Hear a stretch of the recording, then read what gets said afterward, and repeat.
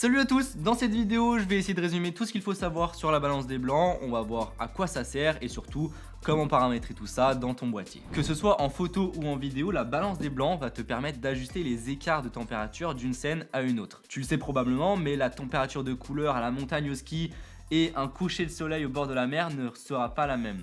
Alors notre œil il est fait de manière à ce que tu ne vois pas trop la différence de température d'une scène à une autre, comme s'il faisait une balance des blancs automatique, mais ton boîtier il sait pas qu'on a changé de scène, donc il faut lui dire ok, là cette scène elle est plus ou moins chaude, donc il faut faire la balance des blancs. La plupart des caméras, que ce soit un boîtier ou un téléphone, ont ce qu'on appelle la balance des blancs automatique. Donc comme son nom l'indique, la balance va se faire automatiquement.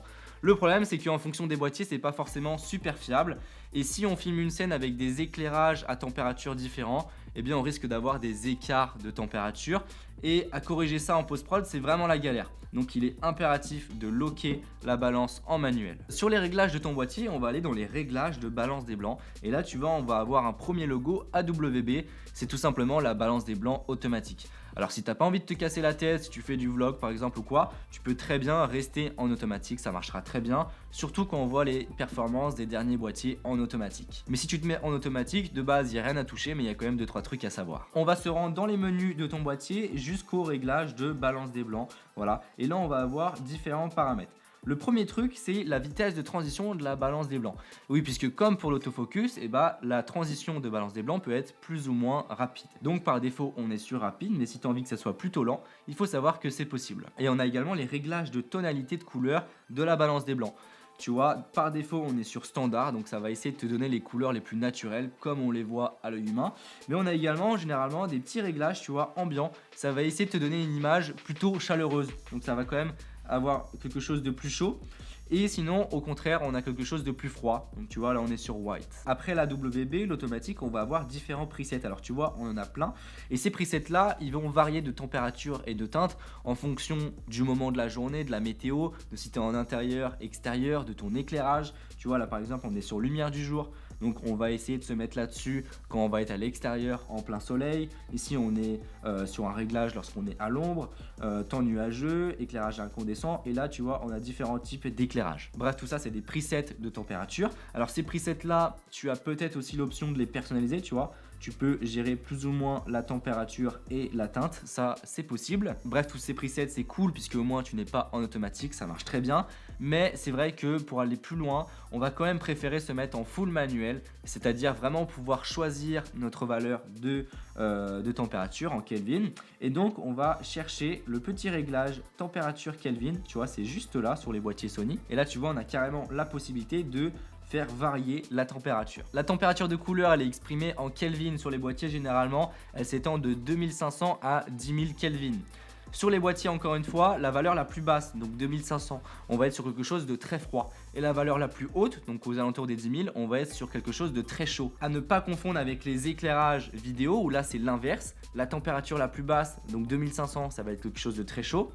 Et la température la plus haute, ça va être quelque chose de très froid. Pourquoi les valeurs de température sont inversées entre un éclairage et un boîtier? Eh bien tout simplement pour que ça puisse matcher, puisque n'oublions pas que le but de la balance des blancs, c'est que le blanc paraisse blanc et non pas quelque chose de complètement orangé, de complètement bleuté.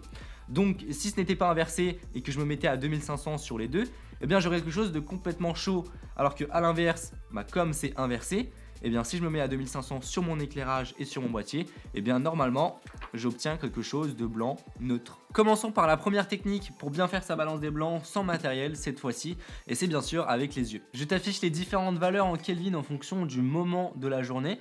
Alors bien sûr tu n'es pas du tout obligé de tout retenir, hein. Pour moi il y en a seulement 3 principaux à retenir, et puis à partir de ces 3 là tu peux plus ou moins ajuster pour arriver sur le résultat final. Que ce soit pour un lever, coucher de soleil, de la lumière artificielle, il faudra se mettre aux alentours des 3500 K. Durant la journée, lorsque le ciel est ensoleillé et un peu chaud, il faudra se mettre aux alentours des 5006, et enfin par temps de pluie ou très nuageux, aux alentours des 6500. Alors comment ça se passe? C'est très simple, je vais aller dans mes réglages de balance des blancs, réglages personnalisés, et puis là imaginons j'ai envie de filmer un lever, coucher de soleil, enfin bref je vais me mettre aux alentours des 3005, et bien hop, je baisse ma petite valeur.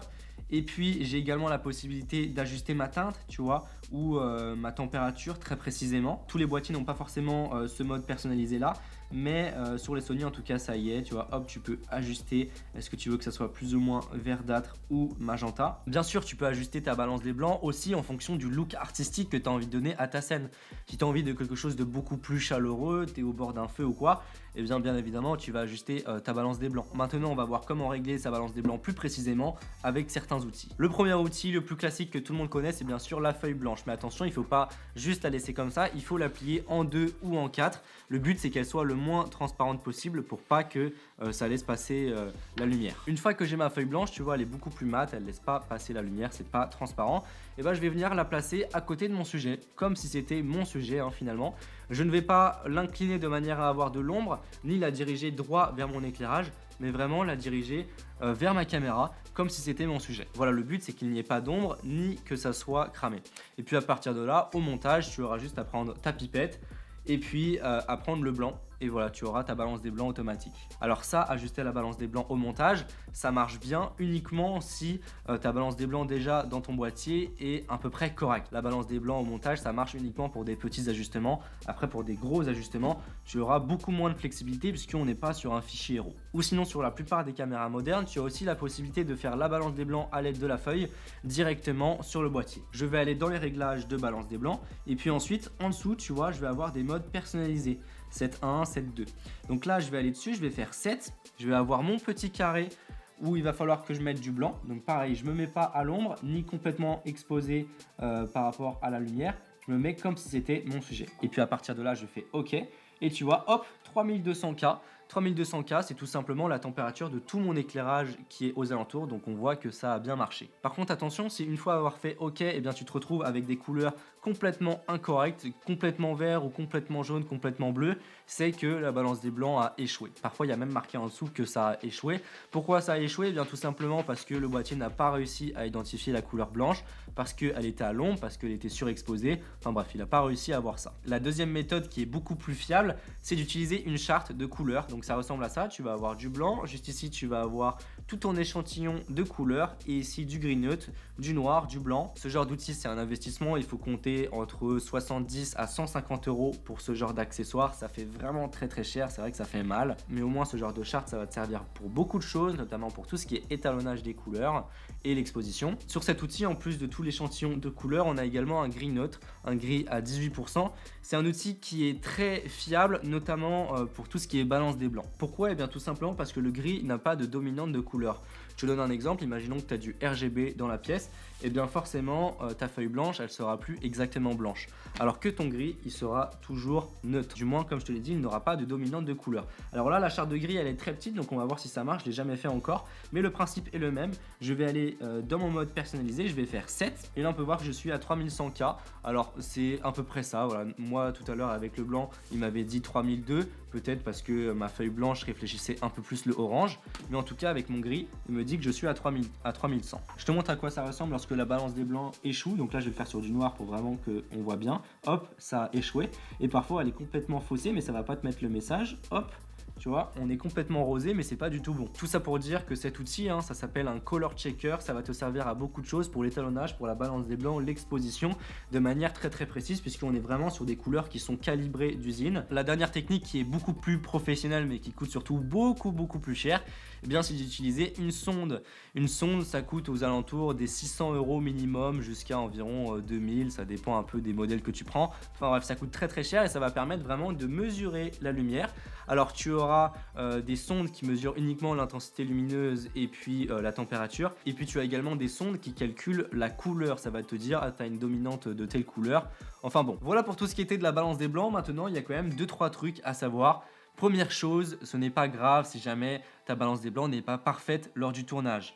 Le but c'est vraiment d'avoir quelque chose qui se rapproche le plus de ce que tu veux avoir au final, mais bien sûr tu pourras toujours faire des petits ajustements au montage. Voilà, tout ce qui peut être fait lors du tournage, bien c'est toujours du temps gagné et puis surtout tu auras plus de flexibilité. Sauf si tu filmes en RAW ou si tu photographies en RAW. Le fichier RAW va te permettre de garder un maximum d'informations et notamment de pouvoir régler ta température de couleur en post-prod sans problème. Et bien voilà, je pense avoir tout dit, j'espère que ça t'aura plu.